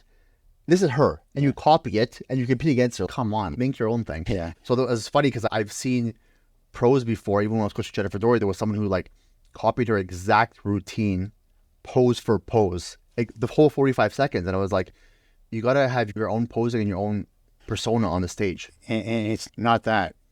It has to suit the person. Yeah. So you can give them the suit, but if the suit doesn't fit, it's not right for that person. And a lot of, we were saying about hire a good posing coach, man, it's hard because there's really very few and far between. And a lot of the pros, what they'll do is they'll teach what they know on themselves, right? Yes. So they don't really have the experience of coaching girls and looking at a lot of girls, be like, okay, this looks better on this girl, this looks better on this girl. But so they'll just teach what they know, be like, okay, my foot's like this, so you put your foot like this. Yeah. You see that a lot, and you see a lot of, I've seen a lot of athletes pose exactly like their coach on the stage. And I'm like, you can tell who coached them posing because of how they're posing on the stage. And it's a cookie cutter. I know how to play one song. I know how to play Smoke on the Water on a guitar. Play another song. How about Smoke on the Water? That's the only song I know. You have to be more diversified. in your coaching and your ability. It's always for me, like I had the same coach for 6 years. I'm Team Alice, and then I had to get someone else, and she's been with us for 2 years now, or a year and a half. But I'm so picky with my posing coaches because it's so hard to find one who's good, that understands that you have to be, that not every athlete's the same, their physiques are different, and sometimes their legs are longer, their torsos are longer, their arms are longer, their glute is different. Sometimes you got to bend their knees a little bit in back pose, sometimes you got to lock them for position. There's so many nuances with bikini and different bodies, and that's what makes a good posing coach. That's also makes a good coach. If you can adapt to the athlete, right? Exactly. All my girls, I coach them slightly differently, right? If I just gave the same plan to every single girl, I would not have the results I have now. And the reason I'm able to make the most pro cards every year in bikini is because I adapt with every athlete. If I had a blueprint that you could print out and you could hand it to everyone and have it the same and get the same results that I do, I would do it because it would make my life a lot easier. But the reason why there's few coaches that are able to produce such good results is because there's not many of us that are able to adapt to every situation, every client, and try to get the best out of every athlete. But even like the NBA and NFL, and these coaches adapt to, they understand the personalities. If you ever watched The Last Dance, right? Phil, he's adapted to Jordan, and then Rodman, right? He's Rodman, like, okay, well, Rodman's better if he let him party, let him do his thing, and then he's going to come back and he's going to perform. And you have to adapt to every athlete. If you have the same cookie cutter plan with everyone, it's not going to work. And it's so funny. I had a client join my team when I was first starting coaching. Used to ask in 2016, 2017, I said, "Hey, can you send me what your old coach did or whatever, so I could see what they did, so I could learn, so I could understand what you did before, and then I could make adjustments." And I would have a folder on my computer of every coach that I would get information from the athlete. And I had one coach who was a top coach, 15 girls that joined my team, all 15 were the exact same diet, exactly the same training. And I was like, wow, and that opened my eyes up to the industry. And I was like, wow, this is not everything it seems like. It's someone could look like they're all that, but it's just a money-making scheme in a factory, right? And I was like, wow, that really changed my mindset. And I was like, I never want to be like that. This is 2016, 2017. I was like, I never want to be this person. I never want to get to that point. And so I was like, I got to really... Everyone responds to food differently. Everyone responds to exercise differently. Especially when you're going into the final 2 weeks. You know, how many girls have you had that you have to throw thousands of carbs at them? You're right. Other girls, you have almost none. You know, one girl's doing 2 hours of cardio. Next one's almost doing none. You know, one you throw extra food into, the other one does none. They're all individuals. And that's what comes with being consistent with results, but not necessarily being consistent with the method to get there, right? So I posted once a couple of years ago where I had 16 girls at a show, and all of them had different calorie intakes, different cardio, different peak week protocols. Some of them didn't eat on show day. Some of them had to eat tons of food on show day. It just depends, and you have to adapt. If you have hey, eat 5 grams of almond butter before bed and a rice cake to every girl. What I do is I give a set peak week document to all my girls, which is just the basics things that are kind of set in stone, that it's like that every girl is going to have to do. Okay, make sure you do your skin routine for the tan and whatever. But then when it gets like that, I make them check in with me every single day up in peak week, even 2 weeks out, to make adjustments to their food. And I feel like this is what you were saying with, to be a good coach or a good athlete, you need the consistency. And we see so often where coaches, sometimes they make one pro, right? And it's a one-off. And then they're like, well, it's great. And then nothing ever happens after that, right? That's the majority of coaches. They make one pro and they don't really perform after that. It's usually not because of the genetics of the athletes that they're getting. It's more because of their methods, and they're not adapting and learning, right? It's not learning as a coach. It's constant learning process. And if you're in 8 categories and coaching everyone, it's tough. You know, it's tough my hat goes off to the coaches which have pros in every day. Hajramba. Yeah, but let me explain. So, Hani Rambal, you're right, but he doesn't have 500 athletes, right? He coaches 3 or 4 athletes a year and focus all your energy. That's different than you have a huge team and you're the best one at doing this is Shane Hughley. He's the best one. He's the best one. He's the best by far. I can disagree with you. But I think you would also agree that he doesn't have any top Olympians, right? Because if you want to have top Olympians in categories, you got to be really specific. But he's the best pro card maker in the world for all categories combined. Unbelievable talent. But to get to the next level, but that's his niche. He likes to make pro cards. He's really good at amateurs and making pro cards all around. But if you want to really focus on being like a Hani Rambod, you got to really focus on a couple categories or 3 or 4 athletes. He has hundreds of athletes.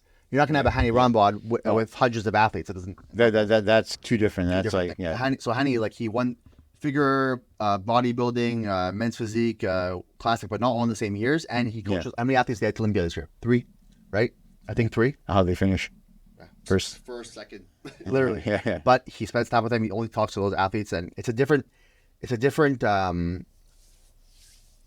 very different from other coaching too, because they're like, it's a business deals, right? They're part of like Evil Gin. They live together for sometimes weeks at a time. It's a different thing than it's a different type of coaching. They're different. And classic is pretty similar to, let's say, bodybuilding, right? Based on the symmetry, and it's just a coach from a coaching standpoint. Not really, because so? Let's say they said to Chris, your shoulders have to be a little bit bigger, right? And let's say his cutoff is, I think it's 244 or some around there. Mm-hmm. And now he's got to pull, and let's say he's at 244. Now he's got to pull muscle away from somewhere and put it somewhere else. That's rejigging. Is it easier to build a whole new house or renovate the thing? The best, and you have the best analogy. But is that true? You're right. Oh, you're right. Yeah, it's hard. You know what I mean? And his margin of error is very small. How do you nail it that? That very small. If you go his arm consistency. Yeah, we need his arms a lot bigger. Oh, where are you gonna pull it from? Yeah. His legs, which is his best body parts. Yeah, his Hanny Brambal's like margin of error is so slim. Yeah, but it's about consistency. He's been doing it coaching for 30 years now. Yeah, and just focusing on a few athletes at a time. And just really, he doesn't really coach amateurs. He just focuses on a couple guys. And I believe he was a natural athlete and competed a couple times, and that was it. Yeah, he's not a pro, I don't think. But. No, but he did the natural stream. Yeah, he did. But again, a great coach. Yeah, he is unbelievable. But so another question: what do you? I know we kind of went into it like here and there, but what are we specifically looking for in bikini from an Olympia judge's perspective? We were talking about the suit and the hair and it factor. What are we looking at for the body? Well, obviously conditioning, but not too conditioned. Obviously shape, but not overly shaped, so not overly large delts or quads. We don't want any body part screaming out over any other. This is why Angelica won twice, because she wasn't like the best athlete in specific body parts, but she was the best overall with the symmetry, right? Nothing popped out. You don't want, oh my God, she has amazing glutes, but she has no upper body at all. Yeah, yeah. And, go, oh man, look at her legs. But, that's the only thing you look at. You don't want anything to grab your attention. That's a good point. Yeah, nothing that grabs your attention, just the overall package grabs your attention. It just flows. Good. You know what I mean? And when you look at an athlete, you go, pick out a flaw. Well, there isn't one. But she's got way better, like tighter glutes, but she got too large delts or too small of a waist, or so if you look at physique and you go, there was an era when we need a really small waist, and we used to come in a show and go, and girls follow the trend, Olympic champions, so we're getting girls with no waist, and so you wouldn't say, look at that physique, go, man, she has no waist. Now, is that what we want? Yeah, I've seen. Yeah, but it needs to match her physique. Like you said, it matched her physique, right? Not before. Yeah, you're right. Yeah, then she kind of evolved into it. Yeah, when she won the Olympia, I think it was a very good look. I was a huge. She was balanced. Yeah, I was a huge fan. And then came a period where she started getting. She was exaggerated. You want something exaggerated. Yeah, that's what you mean. Yeah. Yeah, and again, it's something that hits you. Nothing should hit me and say, "Wow, that stands out." So when she came out, that year when she was really small in the waist, I go. Should always go, wow, what happened? Even though she was tighter, doesn't make for a better physique. Yeah. Doesn't make for a better physique. And you want a glute to say, wow, that glute's full. You don't want to say, wow, that glute's round. Jennifer Dory probably doesn't have if you just take the glutes, does she have the best glutes on the entire Olympia stage? No. I thought this year, Maureen's were better. I think so. I think it's a lot because Jennifer's posing in the back pose with I don't know why she was doing the wide. Tyler mentioned it in his recap I did too, but I don't know why she was doing that, but just based on the pose and the fullness, I agree. I thought Maureen, just symmetry-wise and fullness, yeah. Yeah. But then overall, yeah. Gen 1, yeah. Right? And that's where it counts. I mean, now it's not just just one body part. They say, well, we'll just throw away presentation and polish and finish. No, we don't throw that away. That's all part of the category. It's like same with our battle with Issa, right? Her problem was always her glutes before. And you're like, well, Issa's the best front pose in the entire world, but then you turn to the back and it was like, it didn't match the front. Right? Yeah. And that's what our goal and what we've been working on is just balancing the back to the front, so there's no difference between discrepancy. the two. Yeah, Yeah, you want them, to match the entire physique. because when you see the front, you go, oh my god, wow, oh my god, and the back, the back's a little bit of a disappointment, right? You go, yeah. And it's like a men's physique guy. You know what I mean? He looks great from the front, turns the back, goes, no back. Yeah. So it's getting in condition, and girls have to understand, it's not about dieting to be really hard. We don't want the etched in abs. We want to save that for women's physique. You want tight and flat. Yeah. You don't want like a six pack. And when we say flat, to top to bottom, you know what I mean? You got to do those vacuums. You know what I mean? And so when you stand on stage, there's not the bottom portion isn't protruding. You're not on stage, but you're able to have stomach control. Yeah. Transverse dominance. Exactly. We don't need development in the back. We need back, but bikini back, but not development. I'll always, if I see my girls start, I actually did this 2 days ago. One of my girls, she came, we did a FaceTime for a check-in. She lives like an hour away, and I was like, listen, don't drive for an hour. Let me just do a FaceTime. We'll go over there posing. I was like, your back is too thick. Stop doing rows. I said, we're going to keep a little bit of back in. You're going to do pull downs, but stop doing rows. I don't need you to have a gorilla back on the stage. You don't need it. Want a little bit of shape, but we don't need the judges. I'm like, her back is a little bit. Her rhomboids have to be a little. Enough. Her rhomboids have to be a little bit thicker. So, there's a lot of times where the girls have too thick of backs. You need to really relax. There's a certain point where it's like, it's exactly what we're talking about with the bodybuilding, right? Bikini, there's a certain point where you're going to have to stop growing. All the top Olympia girls are not really trying to grow anymore. They're just trying to fine tune. Bodybuilder, get as big and hard as you freaking can, and you're probably going to do better. Yeah, and we don't need you to do capping your delts. You know what I mean? If you do a little bit of your delts, a bit of shape. That's it. That's it. And the shape of a glute is very important. Genetically, we're born with the body we have, right? And some girls are born with round glutes. They're round. And how they ruin them even more is by building the outside of them too wide instead of upper and a little bit of lower. And some girls don't have that glute hamstring tie-in. And I'll tell you, James, I go to the gym every day, and I see girls in the gym doing hip thrusts with 4 plates. And these girls are just girls that just started. 4 plates. And every once in a while, I'll walk up and say, do you know who I am? No. Well, after that, you do that. My second question. and I go, where do you feel it? And then they call the gym manager. And they say, no, the hamstrings and lower back. Weight's too heavy. You're not activating the glutes at all. But, they can do 5 plates, throw that weight up and down, up and down. For a bodybuilder, different things. Yeah. And for girls, it's knowing really to show them how to train. I see a lot of guys in the gym grab a bikini. This goes back to give them a bro split. Do my program. Follow me. See if you can follow me. Bikini girl. And a chest day. And I get it. That's not, you should have, if you're doing bikini, you've evolved out of that. And you're still bodybuilding, but different. It's a different programming, right? Like, so do you think Jen Dory has the same program as Derek Lunsford?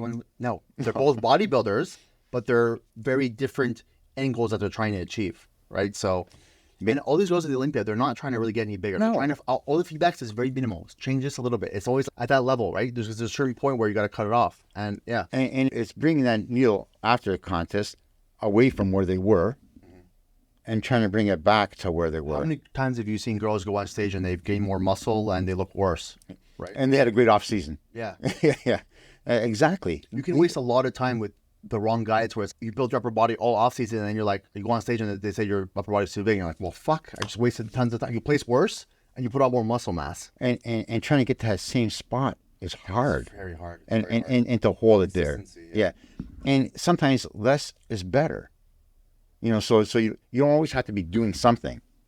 Less is better. Yeah, bikini is really hard to nail consistently year after year. That's why it's the category with the least amount of consistent winners, because whoever peaks the best on that day and nails on that day is the winner. And it could literally, if the Olympia was a week long and every day they were judging the top 10 girls, that would not say the same at all. There would be different winners almost every day. I agree with you. And Tyler said the same thing to me. Yeah. I remember 2020 backstage. Whoever peaks the best on that day wins. And that's why Laura Lee is not able to get the Olympia title yet because she can't be consistent. She hasn't been consistent once at the Olympia since her start of the career. But it's very difficult to do because even if you're in the office and you're not staging, right, and you're looking at your body, it's, my shoulder's a little bit too big now. I don't know. We'll see when we lean down. It's very hard to nail it year after year after show. Nail it every time. For the athlete to hit it with training, for the coach to hit it with diet, and to align those, it's a tough category. tough category. So if anyone thinks, I'll just coach bikini and that's it, it's not the way. And then for those girls that are training with their bodybuilding boyfriends for bikini, one of you is not going to do well. Either one of the He's other. gonna sacrifice his Yeah, thing for you. yeah, or she's going to sacrifice hers for his. There's never actually been a bodybuilder coach that has done consistently well with bikini ever. Maybe they'll make a pro here and there, maybe 2, 3 maximum, but it's never been like a bodybuilder coach that's like, I'm coaching bikini now and I have a bunch of Olympians. It never existed. It's never existed before, but there's a reason for that, right? Their mentality and what they've learned for 15, 20 years is completely different from what you need to do on the stage, right? It's almost a different sport. It's not the same. It's very different. Even with judging, we're getting new, at regional level, we always get new judges, and we try to bring up new judges to national level. Hardest category, bikini. Wellness is, even though it's new, it's easier to grasp. One reason is because the category hasn't really got defined yet. Also, the more muscle required in a category, the easier it is to judge. Yes. No, but seriously, You're right. Exactly. Wellness are bigger, it's easier to judge because they're going to have more muscle development. It's in bikini when everyone's capped off. It's, well, who's the best out of, Yeah. that. So and that's, and there's not as many wellness, but you're going to see, okay, this girl obviously is a lot better quads and legs, and the cap is higher than with bikini where it's like very down low. So, But again, bikini is a very popular category, so it's an entry level category where it's more attainable, right? You don't take a lot of PDs to do it or do very well, and it's a more mainstream look. So that's why it's so popular. Same with men's physique. I'm happy with Ryan Terry won because I've always thought he had the best marketable look. If you see him on a magazine, guys want to look like that, right? But if you see a lot of these other guys with a huge, it's not for everyone. And the physique has to, as we said, we want nothing to really stand out. So, if you... In bikini or just ordinary? In men's physique, you want the body to flow. So you don't want enough... There's no strengths. Yeah. Right. So, extreme. Brendan Hendrickson, big delts, right? Big delts. And we said, okay, we want big delts. They have to fit a physique. Corey Morris has been having this problem all the time. He hasn't even trained delts, and his feedback, arms are too big, delts are too big. It's too much. He looks like a cartoon character. It's unbelievable with physique, but he pops too much where it's like there's a lack of symmetry, and it's too much. Ryan Terry looks the same front and back. It's the same person front and back. Yeah. You can see his arms match with his delts, match with his chest, match with his abs, match with his back. That's what it is. And you see a lot of guys that train to the back, they said, you need a big back, you need a big back. So they give you exactly what you ask for. They give you a big back that's not proportional to the front, or big, huge delts with smaller arms, but the delts are overpowering, right? And now the arms. It's a thing we've been hearing a lot in the last 2 years, I think, with Tyler, with men's physique. We don't want huge arms. He's made a lot of statements, and he punishes guys for having that. But it has to fit the whole physique. I was at the gym yesterday speaking to one of these girls, and I'm like, what category are you looking at? Competing in, I think, in bikini. I'm like, you're going to have to stop training your glutes pretty soon. She's done a few shows before, and I'm like, your glutes are borderline too big for bikini, like almost bigger than some Olympian bikini athletes, And it's what you said. More is not always better, right? And that's what I had not an argument, but I was discussing with a bodybuilding coach that glutes are too big, don't fit her physique. Laura Lee at the Olympia, right? Sandy, she got too big, right? They said her feedback, like when they made the videos, she got too big, so she tried to push it further to try to get better. But it actually brought her back. And there's a limit. And like I said, that's the hardest thing to do. To tell someone, no, you got to stop. You got to stop. And because it'll not be enough, everyone wants to push everything to the max. But that's a category you have to pull back. You have to pull back. A couple more things we're talking about genetics. So, you can only build off what your genetics are, right? Like if your glutes, the way your glutes are shaped and your tie-ins and the roundness, you can improve it, but you can't change the shape. Exactly. If you have a huge waist, you can make it better, but if your hip bones are there, you're not going to change the shape of your bones. And if your legs are too short, you're not going to be able to make them taller. The only thing you can do to accentuate what you already have and were given, right? And there's some girls that they have square glutes. It's like you can't do much with that. You can, but to a certain point where it's going to fall off, and it's like you get them as big as you can, but it's still not going to make them round. It's just, Or you have a girl with a large pelvic girth. It's great for childbearing, but not good for bikini. And her pelvic girth is a little bit too wide on the side. What you can see when they walk out, they're just a wide girl at the bottom, right? Well, sometimes girls, when they have children, they come back to this age, it's not the same physique anymore. And that's sometimes that happens. In proportion, you get a girl with very long legs, and when you're a young girl, right, parents will go, oh, I got a lovely daughter. She's got legs right to her armpits, and it's a good thing. Flamingo. No, but it is for real life sometimes. Yeah, for models too. Yeah, it could be, like your body can be, like for example, a lot of these Colombian girls, right? They have big bums, big legs, and they have very thick skin, and impossible to lean down. Some of them, and for real life, it's a beautiful physique, but they just don't fit in the bikini category. Right? Or a longer torso. I've had some girls too where, what you said, their legs are very long, but their torso is very short. Hannah, my ex-girlfriend, her legs were too short for her upper body. And I told her, I'm like, you can maybe turn pro, but you're not going to go further because your legs are too short for her upper body. It's just the way it is. I'm going to put her on the inversion table and stretch her every night like a vampire. Like I told you earlier, James, if I was faster, stronger, quicker, I'd be in the NFL. I wouldn't be here with you today. And genetics gives us what it gives us. And the girls at the top have the best genetics. And not only for girls, but guys. You know, I mean, it's great to compete, but to be at the upper elite level, it's for every sport, though. Yeah. You're not seeing any guys that are 5'6" in the NBA. I mean, 6'5" taller. You know. And look at 100 meters, Usain Bolt. You know, not too many of him around either. You need the genetics and you need the work ethic, and you need the mindset, and you have to have the ability to be coachable too. Exactly. The athletes that have that are the ones at the top. Yeah. You can have girls with amazing genetics, but if they can't diet and can't, they're lazy and they can't be coached, I mean, it's useless, right? It's a canvas that you can't. And it's attitude too. You know, how they come into sport, how they treat the sport, how they treat their coach. If you have a positive attitude, it definitely helps with the overall package and where you're going to bring the stage. No, you're right, for sure. One more question for you that's important. How do you decipher judges' feedback? And someone asked me this question. I thought it was good because there's one specific feedback that I hear often that's can be interpreted in many ways. So, fuller. So I've heard judges, as an experienced coach, I don't necessarily need to ask for feedback unless it's like at the Olympia or the pro show and it's close, and usually I typically know, but sometimes I'll ask and they'll be like, you need fuller glutes or fuller, let's keep glutes. You need to be fuller glutes, right? And that could mean that you're flat, right? Let's say you didn't have enough water, sodium, or carbs on a short day. It can mean you need more muscle, right? It can mean you weren't in condition enough, so you couldn't see the shape of your glutes. There's so many different things that fuller could mean, right? And it can mean, if someone says your glutes are too full, it can mean you're not in shape, your glutes are too big, you overfilled out your physique and you spilled over. There's 100 different things, so you need to be able to decipher what the judges are saying, and that comes with being an experienced coach too, right? Because sometimes it's not, plus a judge is not a coach either. So if you have, like, let's say, exactly right, the best judge in the world trying to coach athletes, they probably wouldn't look as good, right? Because it's the nuances that we're different. Like, and sometimes coaches judging shows would be different than a judge, and a judge being a coach, you can know everything about bikini category, but try to coach the girl to look like you want her to look. It's a very different route, right? So sometimes the feedback is vague, and it's not like, okay, you need to add muscle in this part of the glutes. Instead, you need to be fuller, which could be, considered 5 different options, right? And then you go back to your coach, they said they need to be fuller.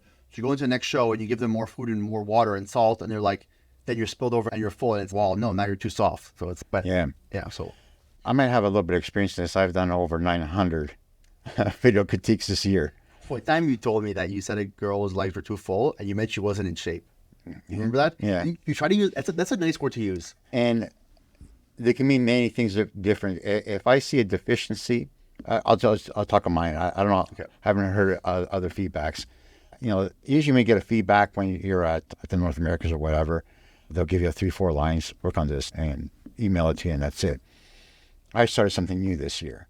Whoever asks me for a feedback, I give them audio. They send me 2 pictures, I give them audio feedback, so you can give more information. Like your video critique or something else? Yeah, it's like a video critique, but just pictures. They send me pictures. I'll give them feedback in reference to what I see in the pictures. Yeah, it's different than just typing it out. Yeah, because I'll talk a lot more than I'll type out. You know what I mean? Fuller means the glutes are undeveloped. Or undeveloped. If they're... Yeah, but couldn't you just say you need more muscle instead of fuller? That would be more specific. But we can't really tell how much muscle there is in the glute. We know that's flat, and it's... but you know if a girl is small, right? If you see a girl who needs more muscle mass, I can tell as a coach right away if she's flat or needs more muscle mass right away. Yeah. And if you're more like specific where you need more muscle mass, because that's a different word than fullness. It means the same thing, but if you're a little bit more specific, I feel like a lot of judges do that where they use that word to describe what I was saying before, like 4 different possibilities. So Yeah. I usually try to pinpoint what I want. I want more upper glute. that makes sense. Yeah. I want more upper outer glute. Yes. That means that the glutes are caving down instead of in full. I need more hamstring glute tie-in.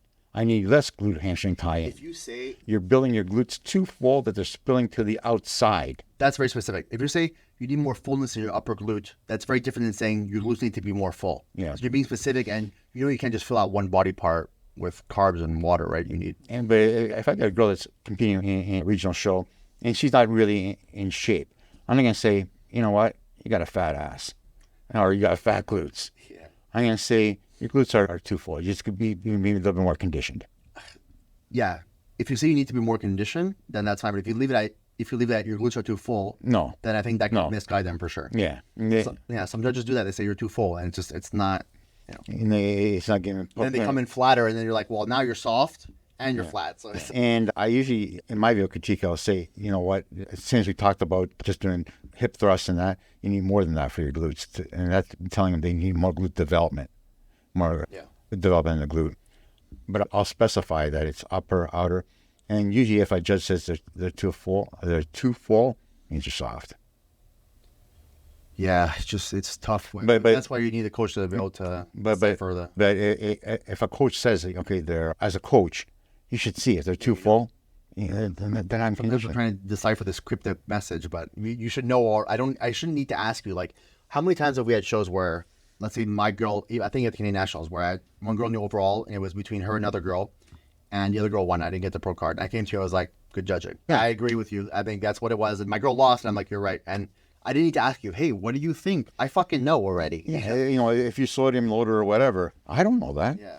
No, but you can see, but. And unless you're a competitor, you've competed, like even in bodybuilding, I know there, I've seen injections in the shoulders, right? I've seen it in the quads, I know what that is when I see it because I was in sport. I was there as a competitor where other judges, that were being on the panel might have not have seen that. They're not knowledgeable to that. And same as in you're right about that. There was not my client, but an ex-client of mine, and we were speaking still, and she did a show in Europe, and one of the judges there told her, she came like last call out. It was crazy, and she looked amazing. And one of the judges said, nope, you had bumps in your upper glute. I know it's an injection. And I looked, and I was like, I don't see it. Not even my client. I was like, I don't see it. And then she judged, and then the next week, Tyler came to Europe, and she just showed him, then she came top 4. Tyler, you know what I'm saying? So it's like, you're kind of... Yeah. And see just what you see, you know what I mean? And, so when I give a critique, I try to give as much detail as I can. But you're very good at feedback, and that's why I actually brought you on the podcast, because you're very detail-oriented. And a lot of even top Olympia judges, they're very specific with one thing.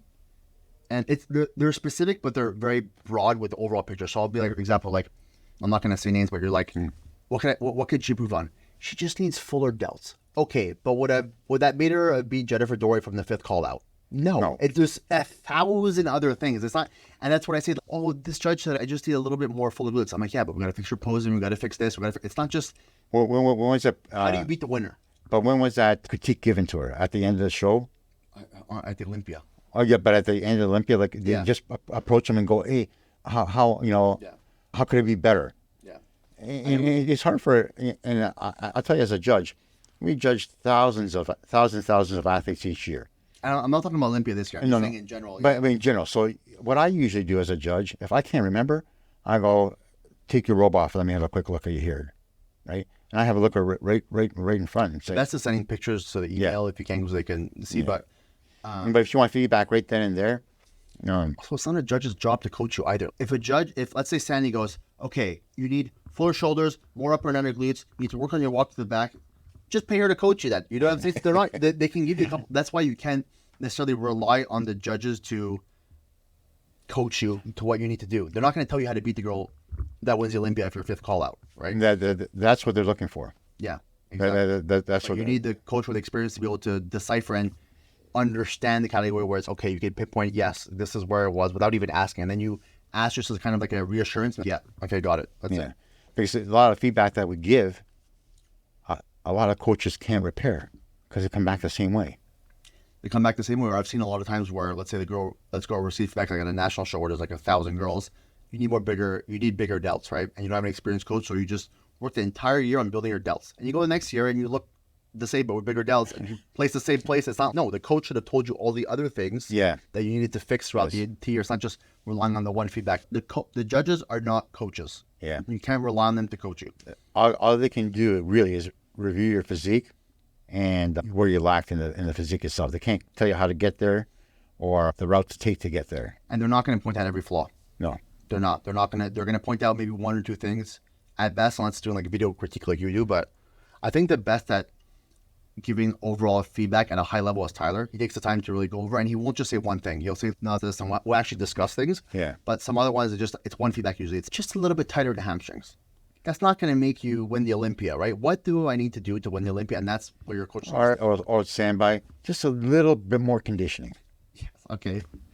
Is that going to be from fourth or from fifth call to win the Olympia? Get just a little bit more confidence in your presentation. Okay, great. Or just or improve that posing and confidence on stage a little bit. And keep the same body. And those are nothing. Yeah, it's nothing.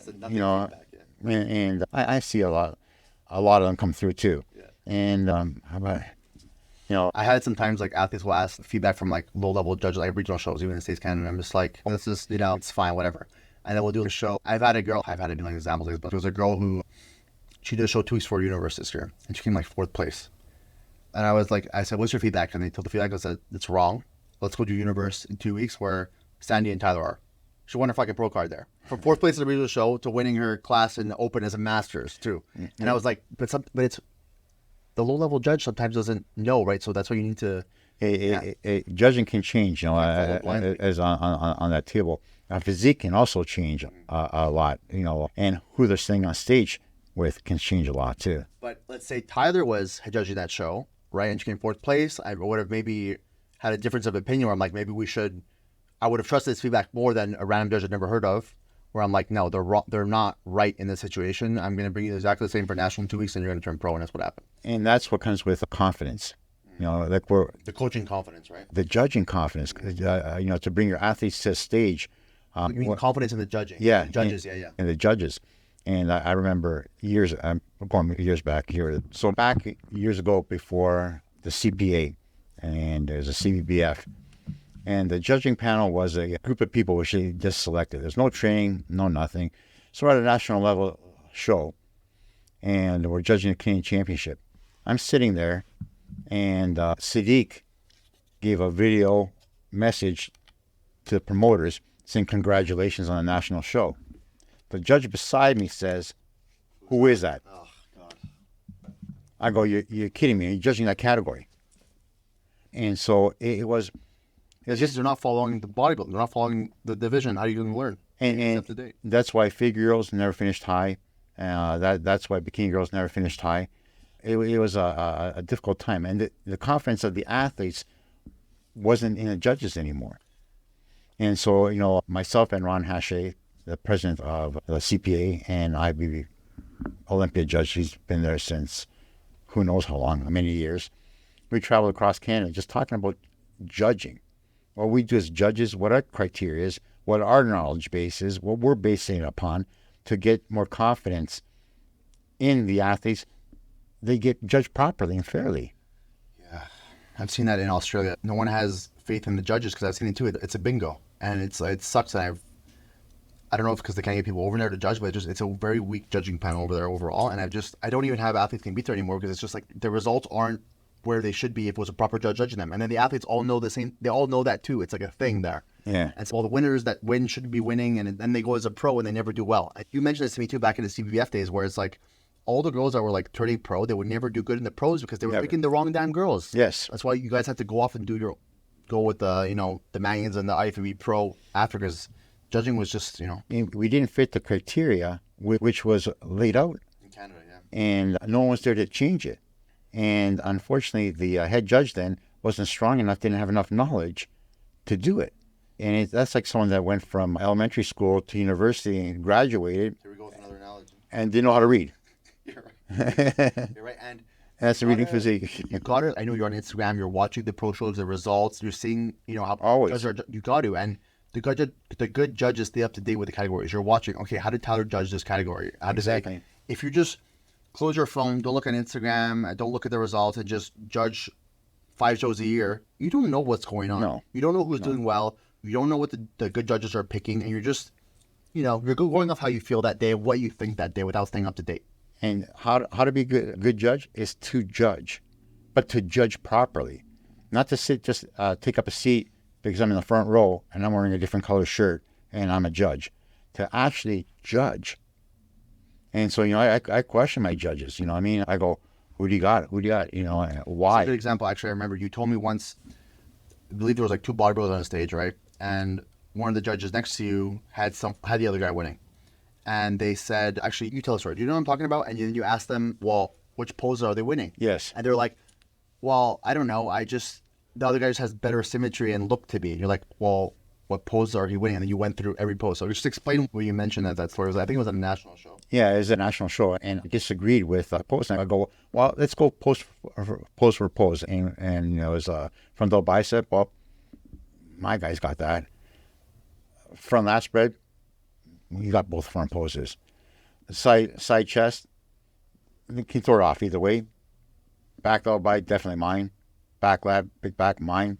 And you're like 6 for 2 poses. And then I go, maybe you won the other 2, right? And one pose, most muscular.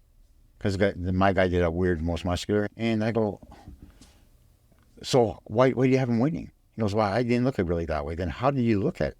You can't. It comes with teaching the judges, though, right? Yeah, and it comes right down to teaching judges. And I've judged in North America's 14 years. 14 years I've judged in North America's. That's a boot camp for me. And it's the fastest judging you'll see in the world. The fastest and most accurate judging. There's some fantastic, super great judges that are there. There's Olympia panel. Yeah, exactly. And they're great. And to sit amongst that, and it's speed judging, but the accuracy is incredible. The thing about you is why you're so good at judging is because you're excited about judging. You're passionate about the sport. If I name any athlete in bikini or any, you know who they are. You know what they look like. You know who they are. Like, you know them, right? And what you were saying before is like a judge, you said they showed Physique, who's that? They're like, I don't even know. That's crazy. You need to know who the top people are if you're trying to judge. That means you know the sport. When we have a regional judge come in and they say, well, I want to become a judge. It says now wherever I travel in Canada, everyone wants to become a judge. Pop quiz time. And yeah, I get pop quiz, For Dory. And I ask them, who won this, who won that? Yeah. At the Olympia. They don't know. I go, my good. If you're not a fan of the sport, if you don't follow the sport, it's not just sitting in the front row and thinking that you're important. These people worked very hard to get up on that stage, and they deserve the time and accurate judging. Yeah, like I turned back. Yeah, accurate judging. That they judge properly. But that's going back to where you said, there's 8 poses in bodybuilding, and with Tyler's breakdown videos, that's what he's explaining. Is like, this person won this pose, this person won this pose, 8 poses, they win 5, they win 3. This is why they won. That's bodybuilding. So you can actually objectively go pose for pose and decide the winner. Yeah. Bikini, it's not. There's no. Okay, this person has better posing. Okay, this person has a better front pose. Okay, this person has better. There's no 8 things that you can check off, and it's 5-3. It's kind of more the overall everything together. Yeah. But bodybuilding, it's more like you can be kind of systematic. Yeah, bodybuilding has conditioning also with it, right? Which is and muscle fullness. It has a lot more. But we've been judging that since, like I said, since Jesus competed. We've been at this game a long time. Jackson. I finished second. You know, it's like you finished second. Who beat him? Barabbas. Okay, so we've already been here for a couple hours now, and I really appreciate you coming on the Atlas podcast and giving insight and letting us know what you see as an Olympia judge for the bikini category and just overall from your perspective. And I actually learned a few things too of how things work, and I appreciate that. So thank you very much for coming on. Thank you for having me. I love the division, love the sport, and I think I'm touching cloth. I can't fucking do it. You gotta do this. That's the best fucking. Oh my god. Go again. These are blurps. This is how we're gonna stop. She's like, why am I dating? Detention collar. So Rudy, it's very nice having you on. We've been on here for a couple hours, and I appreciate your insight as an Olympia judge. I've been a good friend of mine for a while, but you're always fair. You're always very concise, and you always give great feedback. And I'm not going to forgive you for not making any of my athletes pro this year. 0 in Canada. Very sad. Even as a head judge. But it is what it is. So hopefully we'll do better next year. I just hope you took my critiques to heart. It's been my pleasure. Like you said, we're good friends, and thank you for having me. I love the division, love the sport, and I think I'm touching cloth. I can't fucking. You gotta do this. That's the best fucking ever. Oh my god. Go again. These are blurps. This is how we're gonna start. She's like, why am I dating? All right, guys, thank you very much for coming to this episode of the Atlas Podcast. If you enjoyed it, let me know in the comments below. If you have any, don't do that. If you have any comments, leave it in the questions. Start over again. No, we're not starting over. If you have any questions, leave it in the comments below. And if you have any other questions that we didn't get into, I'll be happy to have them back on, come to Toronto and do it episode number 2. So, thank you. Thank you very much. Bye.